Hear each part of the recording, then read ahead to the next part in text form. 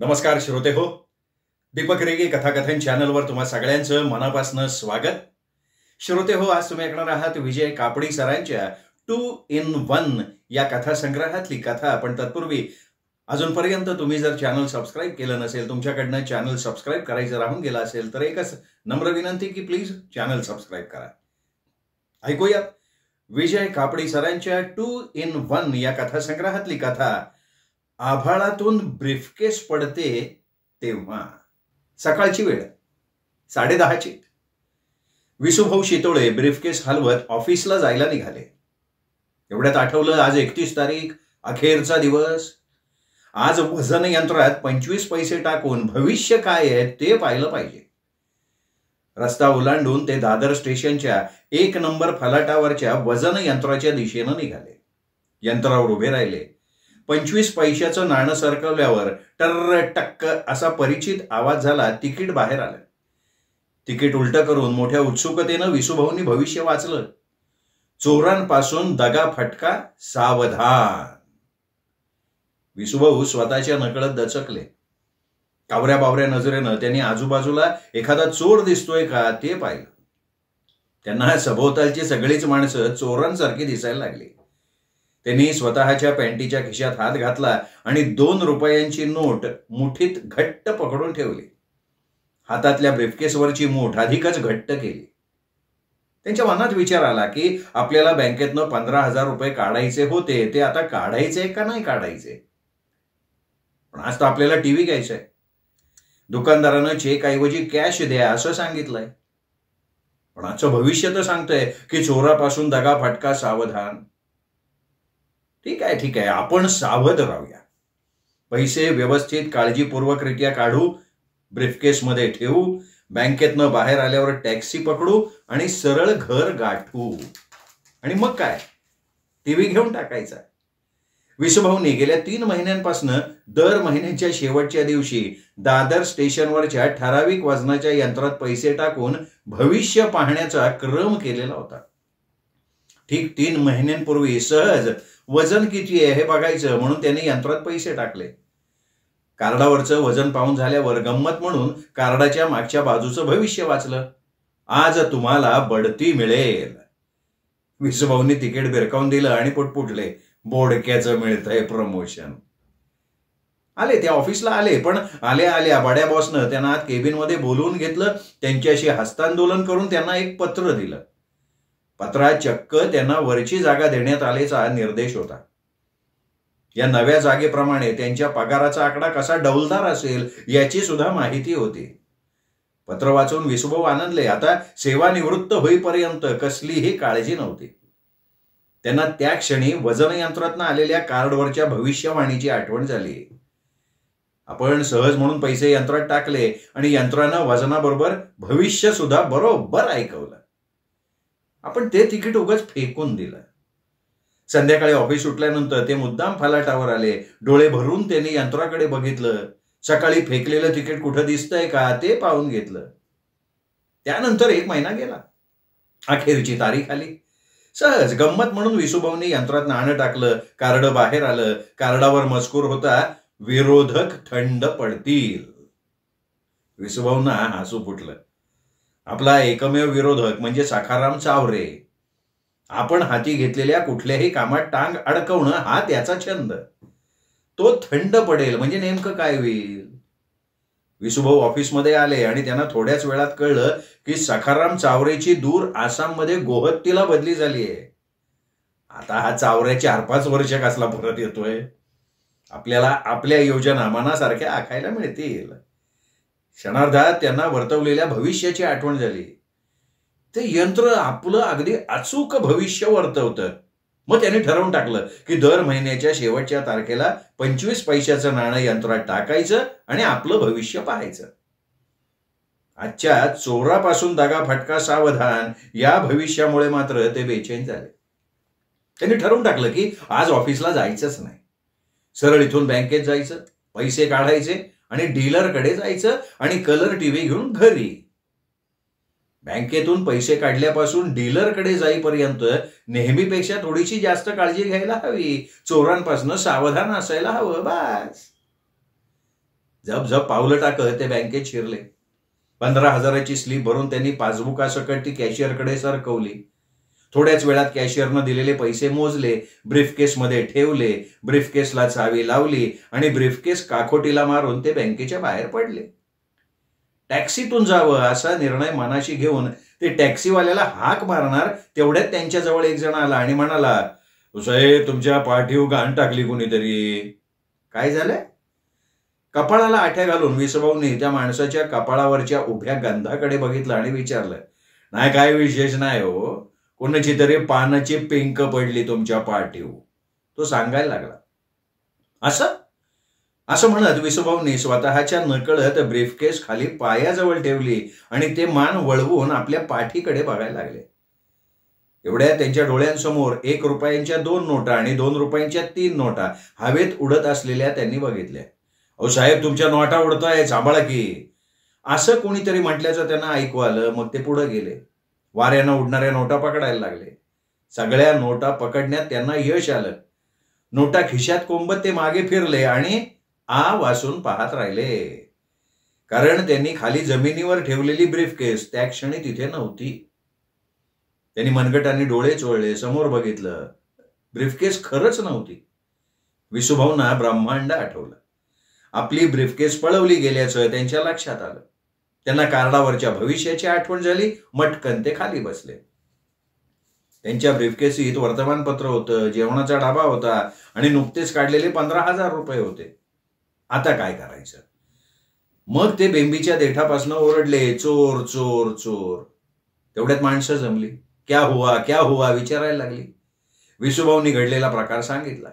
घामानं थपथपलेलं कपाळ पुसून काढलं. तेवढ्यात एक जण ओरडला, मी आता 2 माणसं धावताना बघितली, त्याच्यापैकी ब्रीफकेस ज्याच्या हातात होती ना तो 165 नंबरच्या बसमध्ये चढलेला बघितलाय मी. थोडा वेळ असाच गेला. कुणीतरी कंप्लेंट द्या असं म्हणाला, म्हणून पोलीस चौकी कुठे असेल याचा विचार करत जड शीळ पावलं टाकत विसुभाऊ शितोळे निघाले. सुप्रसिद्ध कथालेखक आणि कादंबरीकार शामराव चिमोटे दूरदर्शन केंद्र वरळी मुंबई 400018 मधून बाहेर पडले तेव्हा त्यांच्या अंगाची लाही लाही होत होती. त्यांचं डोकं तापलं होतं. कानातनं गरम वारं बाहेर येत होतं आणि त्यांच्या तोंडातून असे काही शेलके अपशब्द बाहेर पडत होते की ते एखाद्या सभ्य माणसाच्या कानावर पडले असते तर लाजेनं त्याची मान खाली गेली असती आणि खाली मान घालून चालण्याची सवय असलेल्या महाभागाच्या कानावर पडले असते तर आणखीन मान खाली जाऊन कदाचित त्याच्या मानेचा मणका तुटला असता. शामराव चिमोटे जाम चिडलेले होते. त्यांना राग यायचं कारण तसंच झालं होतं. त्यांनी लिहिलेली 13 भागांची मालिका दूरदर्शन केंद्राच्या बेअक्कल, हा शामरावांचा शब्द आहे, उर्मट हा सुद्धा त्यांचाच आहे, त्या अधिकाऱ्यांनी नापास करून निकालात काढली होती ती मालिका. एवढंच नव्हे तर त्या संबंधीची एक बातमी त्यांनी वर्तमानपत्रवाल्यांना कळवली होती. शामरावांची दूरदर्शन मालिका साभार परत अशा मथळ्यानिशी छापून आले. त्या बातमीत दूरदर्शनच्या अधिकाऱ्यांनी कोणत्या कारणाकरता नाकारली ते सांगितलेलं होतं. ती बातमी डोळ्यांखालनं सरकतात शामरावांनी ठरवलं की दूरदर्शन केंद्रावर प्रत्यक्ष जायचं, खडसावून विचारायचं की लेको माझी मालिका नाकारता, नरकात जायचंय. त्यामुळे ते आज सकाळी 9च्या सुमाराला दूरदर्शनच्या केंद्रावर हजर झालेले होते.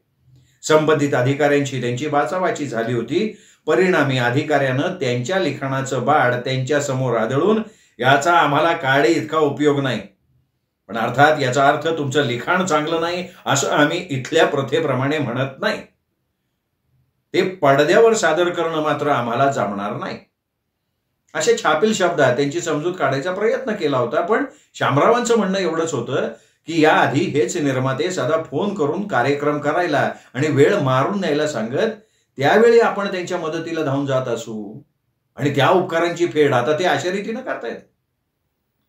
तुम्ही वाटल्यास वाटेल ते बदल सुचवा, तसे बदल करून पुन्हा लिहून देतो, पण अख्खी मालिका नाकारू नका हो, अशी ही विनवणी त्यांनी करून बघितली. पण तुमची सिरियल निकालात काढली, आता यापुढे हा विषय चर्चेसाठी बंद.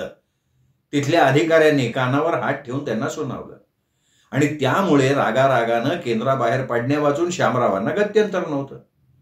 तरा चालत ते बस स्टॉपकडे निघाले. बराच वेळ वाट बघितल्यावर अखेर एकदाची 165 नंबरची बस आली. ते आत चढायला जाणार तेवढ्यात कंडक्टर खेकसला, आधी आतल्या माणसांना उतरू द्या, मेंढर बनवू नका, बस बघितली नाही कधी. आपल्यासारख्या लोकप्रिय लेखकावर मामूली कंडक्टरनं खेकसावं, त्यांना फार दुःख झालं. आज हे काय चाललंय काय? पदोपदी आपला अपमान होतोय, आपली सिरियल नाकारली जातीये, आपल्यावर कंडक्टर खेकसतोय. छे छे छे छे छे, आजच्या दिवसाचं काही खरं नाही. पण तेवढ्यात त्यांना बसमध्ये शिरायला मिळालं. धाड धाड पावलं वाजवत ते वरच्या मजल्यावर गेले. खिडकीकडची रिकामी जागा बघताच त्यांना लहान मुलाला होतो ना तसा आनंद झाला. ते चटकन पुढे झाले आणि ते बसणार एवढ्यात बाजूच्या रांगेतल्या सीटवर बसलेला एक जण उठला. आपली ब्रीफकेस सांभाळत रिकाम्या जागेवर बसायला निघाला. पण शामरावांनी चपळाई केली आणि ते पटकन बसले. आता त्या दुसऱ्या उतावळ्या माणसाला त्यांच्या शेजारी बसण्या वाचून गत्यंतर नव्हतं, कारण त्याची जागा तोपर्यंत दुसऱ्या कोणीतरी पटकावली. बस सुरू झाली आणि हादरा बसला. त्या माणसाचं डोकं शामरावांच्या कानावर आदळलं. शामराव चिडले, दात ओठ खात म्हणाले, इथेच येऊन माझ्या शेजारी मरायचं काही कारण होतं का? पण त्यांच्या शेजाऱ्याच्या कानावर ते शब्द पडलेच नाहीत. पण कसलीच प्रतिक्रिया व्यक्त न करता त्यांनी आपल्या मांडीवरची ब्रीफकेस उभी केली आणि दोन्ही हात टेकून त्यांनी त्याच्यावर डोकं टेकवलं, डोळे मिटून घेतले. बस पुढे जात होती, माणसं उतरत होती, चढत होती. दरम्यान शामरावांच्या लक्षात आलं की त्या ब्रीफकेसची कड आपल्या खांद्याला लागतीये. त्यांनी मग रागारागानं शेजाऱ्याकडे बघितलं आणि त्याचा खांदा गादा गादा हलवून त्याला जागा करत ते म्हणाले, अरे बाबा, तुझी ब्रीफकेस खाली ठेव ना, मला लागतीये ना तिची कड. गबे गप चुबे, बलकर बकवास, मगापासनं आपली सारखे बकबाक बकबाक बकबाक.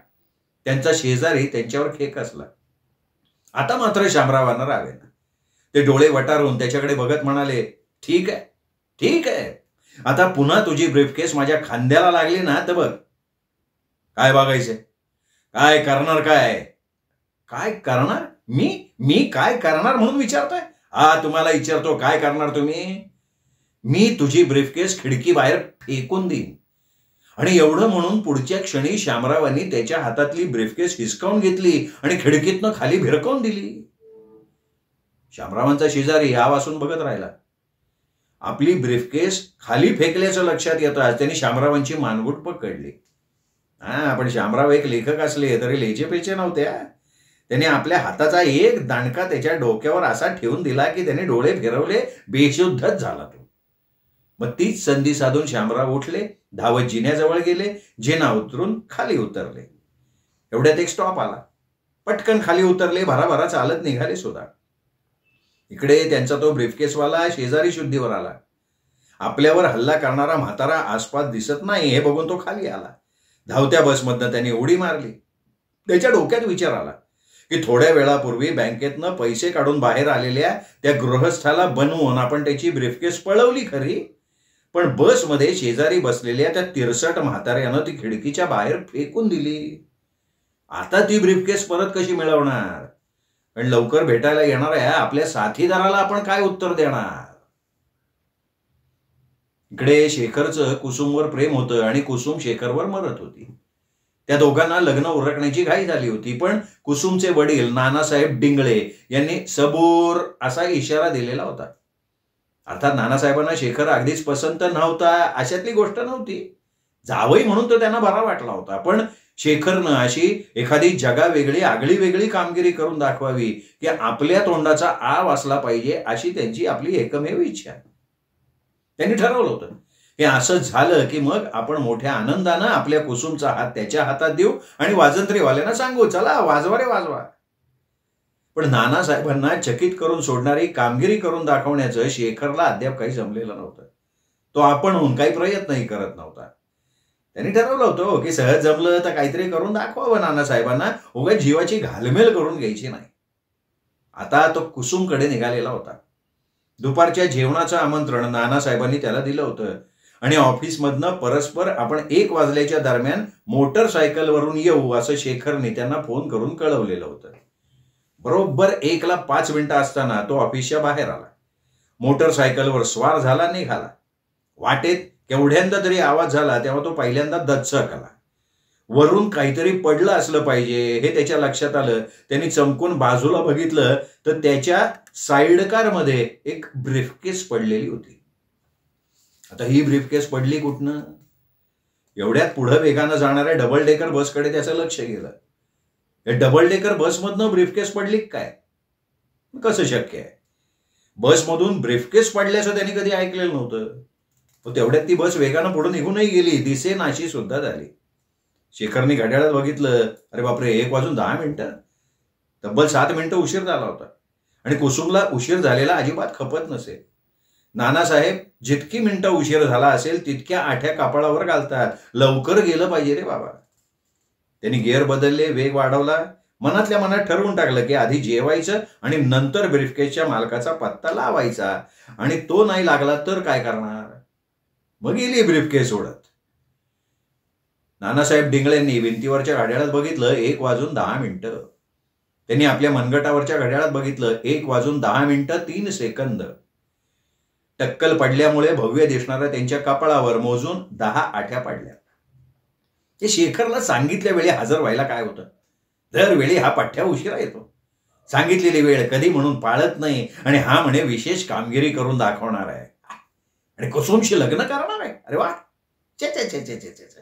ही आपली कुसमी इतकी स्मार्ट मुलगी सगळ्या वस्तू कशी निरखून पारखून घेते आणि या बावळटाच्या प्रेमात कशी काय पडली ती? आपण त्याला विशेष कामगिरी करून दाखवायची अड घातली ना, हे फार उत्तम केलेलं आहे. शेखर कुठली करतोय विशेष कामगिरी? त्याला नाही जमलं की द्यायचा हाकलून आणि आपल्या पसंतीच्या मुलाशी कुसमीचं लग्न लावून टाकायचं. एवढ्यात त्यांच्या कानावर मोटरसायकलचा आवाज आला वाटतं. आतल्या खोलीतनं कुसुम बाहेर आली. दारापलीकडे बघून शेखर आल्याची खात्री पटल्यावर ती नानासाहेबांकडे बघत नाटकी स्वरात म्हणाली, नाना नाना ते आले ना. नानासाहेबांनी कुसुमचा डायलॉग ऐकून न ऐकल्यासारखा केला आणि त्यांच्या मनात आलं की हा बालगंधर्व जन्मशताब्दीच्या समारंभाचा परिणाम आहे. शेखर आत आला आणि म्हणाला, नानासाहेब माफ करा, थोडा उशीर झाला. आईला आईला नानासाहेबांनी डोळे वाटारले. आईला नाही हो, आईला नाही, यायला यायला यायला थोडा उशीर झाला, पण आज एक गंमत झाली बरं का. गंमत? कसली बुवा झाली गंमत? नानासाहेबांनी भुवया उंचावून विचारलं.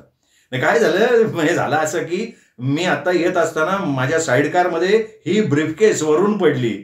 वरून पडली? वरून वरून म्हणजे कुठून पडली?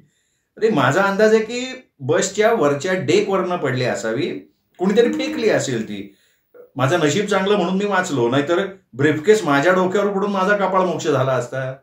बघू बघू, इकडे दे ती ब्रीफकेस, दे इकडे. नानासाहेबांनी ब्रीफकेस हातात घेतली. ब्रीफकेसवरचं नाव बघून ते जवळजवळ ओरडले, शितोळे, VN शितोळे. अरे ही त्या शितोळ्याची ब्रीफकेस तर नाहीये. तुम्ही ओळखता त्या शितोळ्यांना? ओळखतो. अरे चांगला ओळखू नये मी त्याला. पलीकडे तर राहतो तो, पलीकडे राहतो. अरे ऐन दिवाळीत मी त्याच्याकडे एका कामाला गेलो होतो. म्हणालो मी 4 दिवस सबंध कुटुंबियासह कोकणात जातोय, जरा माझ्या कुत्र्याला ठेवून घेता का? ते चक्क नकार दिला त्या हरामखोरानं. या कुत्र्यामुळे ना कुठे बाहेर गावी जाता येत नाही आम्हा सगळ्यांना. मोठा प्रॉब्लेम आहे. पण तो शेतोळ्या रे, शितोळ्या मदत करायला तयार नव्हता. आता बारा सापडलाय. थांब थांब थांब, त्याला कॉन्टॅक्ट करतो फोनवर. नानासाहेबांनी शितोळ्यांच्या ऑफिसचा फोन नंबर फिरवला तेव्हा ते ऑफिसला आले नाहीत असं सांगण्यात आलं. मग त्यांनी घरी फोन लावला. मी शितोळे. पलीकडनं आवाज आला, शितोळे, मी नाना डिंगळे बोलतोय. नाना डिंगळे, तू आत्ताच्या आत्ता जसा असशील तसा माझ्याकडे ये, तुला सरप्राईज करायचंय. अरे असाच कसा येऊ? माझ्या अंगावर एक टॉवेल सोडलं तर दुसरं काही नाहीये. मी असाच आलो तर तू सरप्राईज होशील. अरे माझा मूड ऑफ झालाय रे. माझी ब्रीफकेस हरवलीये, चोरीला गेलीये. 15,000 रुपये ठेवले होते मी त्या ब्रीफकेसमध्ये. अरे बाबा रडतोयस कशाला? तू ये खरा, ये ये ये, तू ये, तुझी ब्रीफकेस घेऊन जायला ये. काय म्हणतोयस? माझी ब्रीफकेस? अरे हो बाबा, तुझीच ब्रीफकेस. अरे पण ती तुझ्याकडे कशी आली? अरे ती माझ्या जावयाला मिळाली. तुझ्या जावयाला? कुसुमचं लग्न कधी झालं? अरे लग्न व्हायचंय रे, पण तुझी ब्रीफकेस घेऊन आल्याबद्दल मी शेखरला लवकर जावई करून घ्यायचा निर्णय घेतलाय.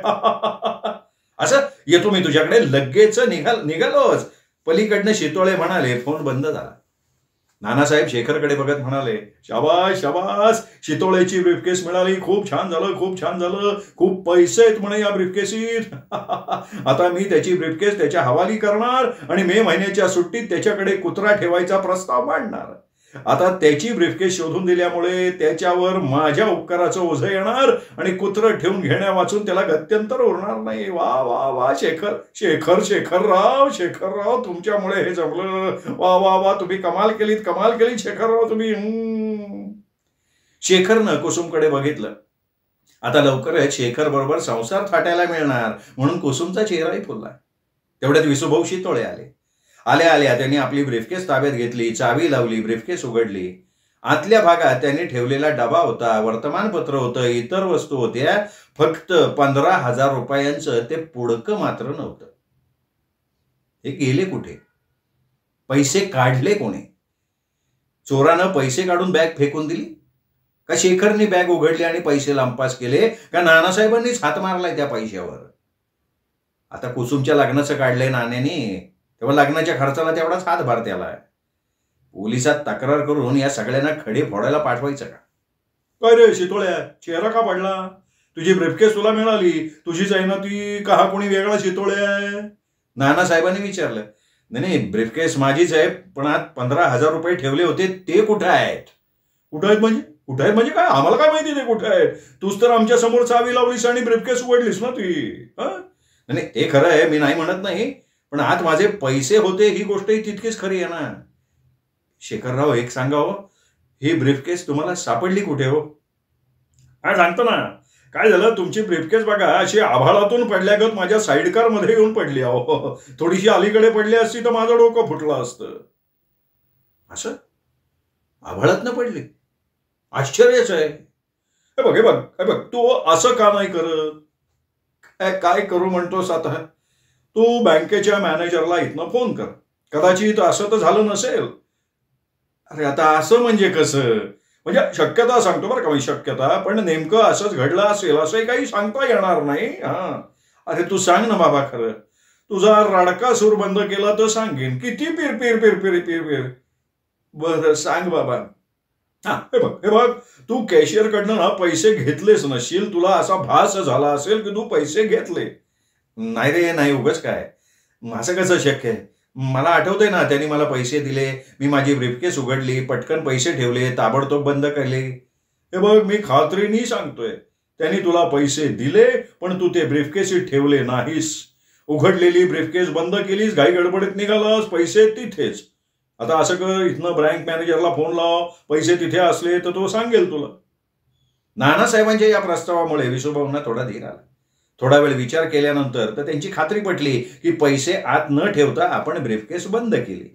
असंच केलं असणार आपण. आता मॅनेजरला फोन करायचा, खात्री करून घ्यायची.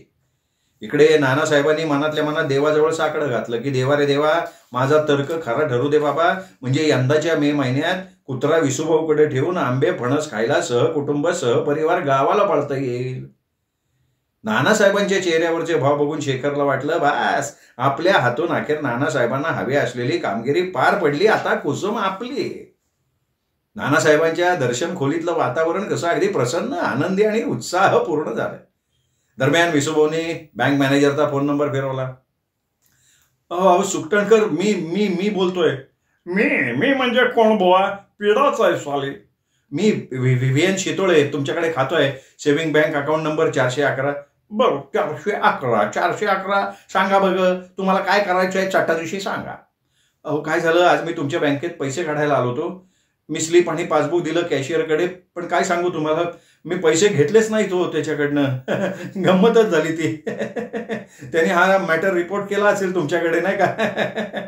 अहो म्हणजे ते 15,000 रुपये कॅशियरच्या पिंजऱ्याजवळ टाकून गेलेले ते तुम्हीच का? बँक मॅनेजरचे ते शब्द कानी पडताच विसूभाऊंच्या चेहऱ्यावर हास्य पसरलं. नानासाहेब, शेखर आणि कुसुम ही मंडळी जे काय समजायचं ते समजून एकमेकांकडे बघत खुदू हसायला लागली. काय म्हणताय?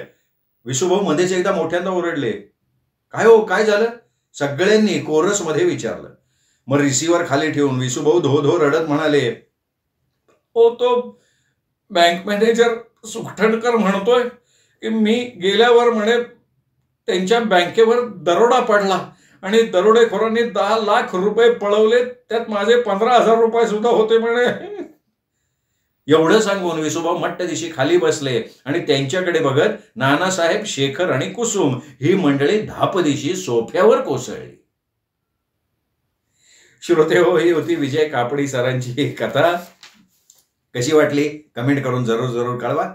कथा आवडली असेल व्हिडिओ लाईक करा, मित्रपरिवारात नातेवाईकात शेअर करा. पुन्हा भेटूयात अशाच उत्तम कथेसह. तोपर्यंत नमस्कार मित्र.